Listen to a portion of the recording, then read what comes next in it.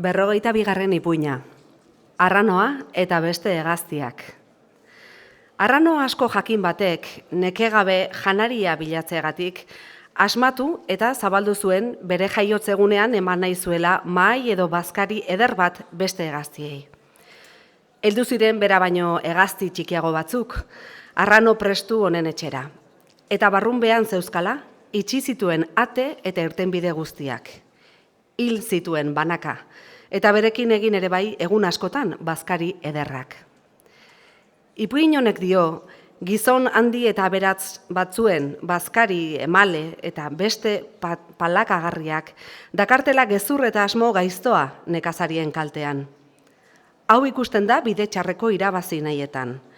Eskainiko lizkieke aurrez diruak erruki balituzte bezala, eman ere bai epean gari eta hartoak. Hau da arranoaren bazkari eskaintza. Baina beren bizkarretik gizenduko dira. Eskatuko lizkieke emanak baino gehiagoak. Laster egingo dira nekazarien gari eta hartoen jabe.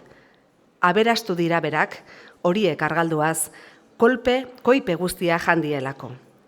Hala bada, herri askotan dira arrano gizenduak eta nekazari gaixo berak argalduak.